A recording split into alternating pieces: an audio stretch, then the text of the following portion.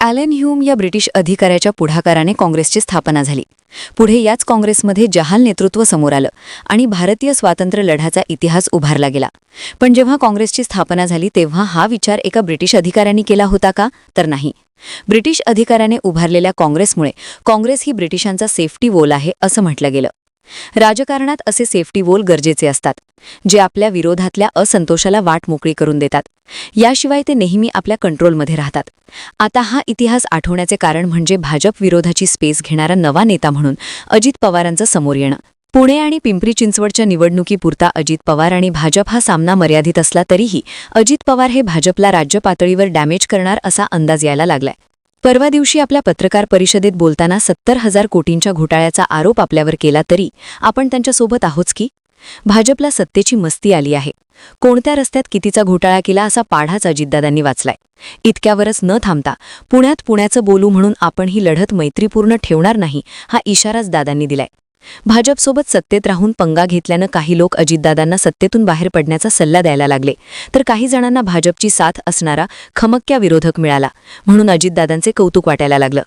पण अजित पवारांचा प्रयोग म्हणजे भाजपचा सेफ्टी वॉल आहे असंही दिसतं. नेमकं असं का वाटतंय? भाजप अजितदादांना बाजूला करून त्यांना बळ देऊन प्रमुख विरोधक म्हणून का आणि कशासाठी उभा करेल? समजून घेऊयात आजच्या या व्हिडिओत. नमस्कार, मी जानकी पाटील आणि तुम्ही बघताय महाराष्ट्र फोकस न्यूज. आता अजित पवारांना ठरवून पुढे आणलं जातंय असं म्हणण्याचा पहिला मुद्दा म्हणजे अजित पवार यांच्या समोरच्या अडचणी. अजित पवार सत्तेत का गेले तर सत्तेशिवाय आपला पक्ष टिकू शकणार नाही याची असणारी जाणीव. दुसरी गोष्ट, मोदींच्या नेतृत्वात आता भाजप भक्कम झालेली आहे.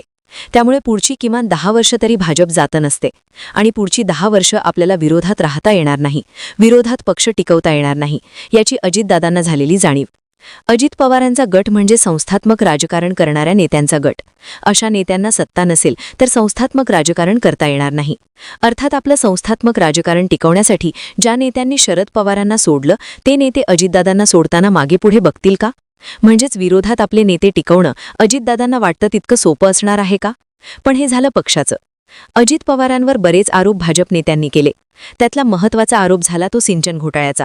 सत्तेत जाऊन अजितदादांनी स्वतःला पवित्र करून घेतलं.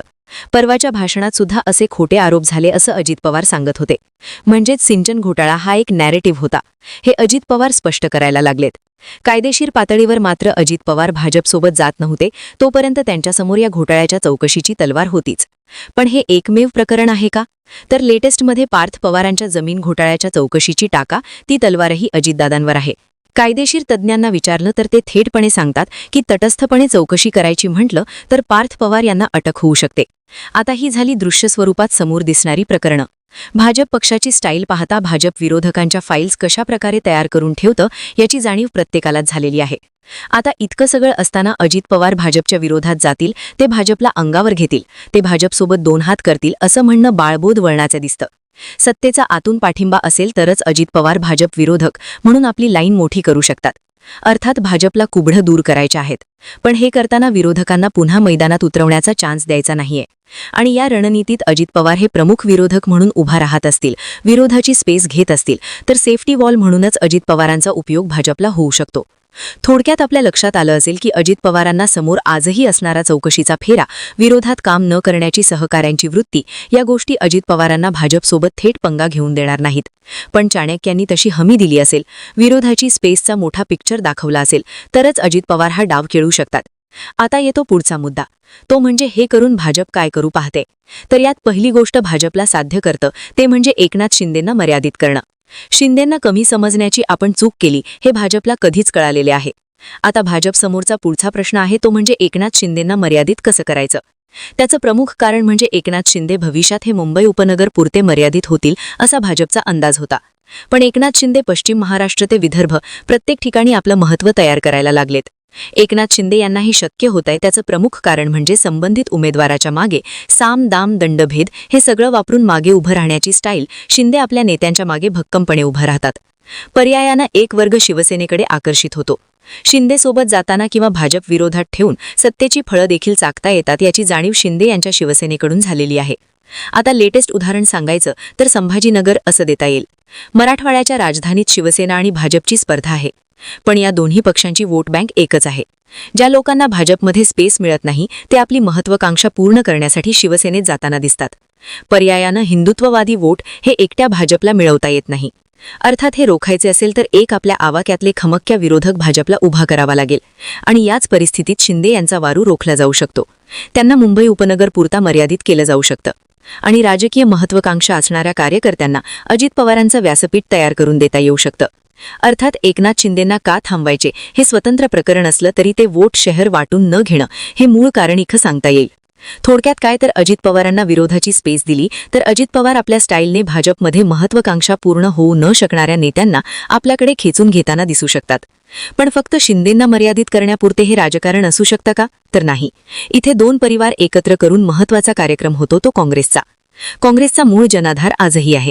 काँग्रेसची मतं दुरावली तरी उमेदवार तुल्यबळ मिळाला तर ही काँग्रेसकडे शिफ्ट होते याची जाणीव लोकसभेच्या निवडणुकीत भाजपला झालेली आहे.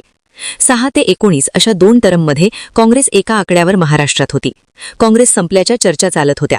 पण याच काँग्रेसनं 2014 मध्ये महाराष्ट्रातून सगळ्यात जास्त खासदार निवडून आणले. आत्ताच्या नगरपालिकेच्या इलेक्शनमध्ये सुद्धा विरोधी पक्षात काँग्रेस 1 नंबरवर राहिली. आता हेच उदाहरण प्रॅक्टिकल म्हणून पाहूयात. पुण्यामध्ये काँग्रेसचा मूळ जनाधार कायम आहे. लोकसभेत धंगेकर यांनी मिळवलेली मतं किंवा कसबासारख्या मतदारसंघातील पोटनिवडणुकीत धंगेकर यांनी विजयी होणं या गोष्टी वातावरण फिरलं तर लोक काँग्रेसकडे शिफ्ट होतात हे सांगण्यासाठी पुरेशा आहेत. आज अजित पवार आणि भाजप पुणे आणि पिंपरी चिंचवडमध्ये एकत्रित लढले असते तर काय झालं असतं? उदाहरणार्थ लहू बालवडकर यांना भाजपने तिकीट दिल्याने नाराज झालेले अमोल बालवडकर कुठल्या पक्षाकडून लढले असते? प्रत्येक वॉर्डात 2 नंबरची चांगली नावं आज काँग्रेसला मिळाली असती आणि यावरती काँग्रेस पुण्यामध्ये पुन्हा दखलपात्र ठरू शकली असती. आता हे रोखायचे असेल तर वेगळं लढून आपापसात भांडून भाजपला साध्य करता येणारी गोष्ट म्हणजे काँग्रेसला कायमचं मैदानातून दूर करणं. विरोधी पक्ष म्हणून अजित पवार मोठे झाले तर अजित पवारांसोबत कधीही समझोता करता येतो.